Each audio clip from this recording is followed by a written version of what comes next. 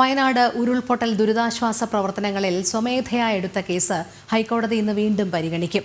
ദുരിതബാധിതരുടെ വായ്പ പുനഃക്രമീകരിക്കുമെന്ന് കേന്ദ്ര സർക്കാർ നേരത്തെ കോടതിയെ അറിയിച്ചിരുന്നു. എന്നാൽ പുനഃക്രമീകരണവും മൊറട്ടോറിയവുമല്ല, വായ്പ എഴുതിത്തള്ളുന്ന കാര്യം പരിഗണിക്കണം എന്നാണ് ഹൈക്കോടതിയുടെ നിലപാട്. സുധീഷ് ഗോപാൽ ചേരുന്നു. സുധീഷ്, വിവരങ്ങൾ. രോഹിണി, 2024 ഓഗസ്റ്റ് 19 കൂടിയ സംസ്ഥാനതല ബാങ്കേഴ്സ് കമ്മിറ്റിയുടെ തീരുമാനത്തിൻ്റെ അടിസ്ഥാനത്തിലാണ് കേന്ദ്ര സർക്കാർ വായ്പകൾ പുനഃക്രമീകരിക്കുമെന്ന ഒരു അറിയിപ്പ് കോടതിയെ അറിയിച്ചിട്ടുള്ളത്. എന്നാൽ ഇത്തരമൊരു അറിയിപ്പ് നൽകിയതിനു ശേഷവും കോടതിയുടെ നിലപാട് ഇത്തരത്തിൽ ഒരു പുനഃക്രമീകരണമോ ഇല്ലെങ്കിൽ മൊറട്ടോറിയോ ഒന്നും തന്നെയല്ല ആവശ്യം.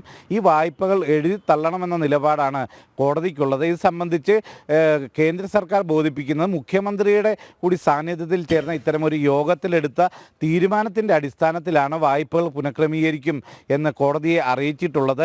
അത് അത്തരത്തിൽ ആ കമ്മിറ്റിയുടെ ശുപാർശയുടെ അടിസ്ഥാനത്തിലാണ്.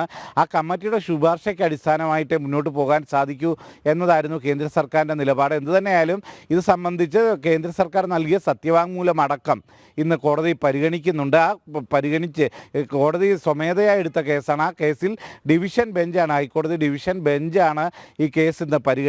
ആ പരിഗണനയുടെ അടിസ്ഥാനത്തിൽ എന്ത് നിലപാടിലേക്ക് കോടതി പോകും എന്നത് നോക്കിക്കാണേണ്ടതുണ്ട്.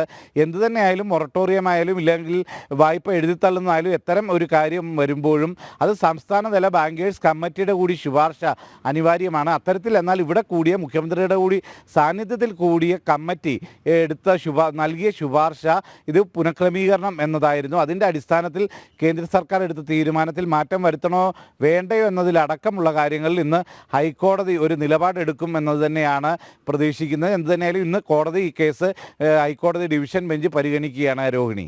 ശരി, സുധീഷ് ഗോപാലാണ് വിവരങ്ങൾ നൽകിയത്.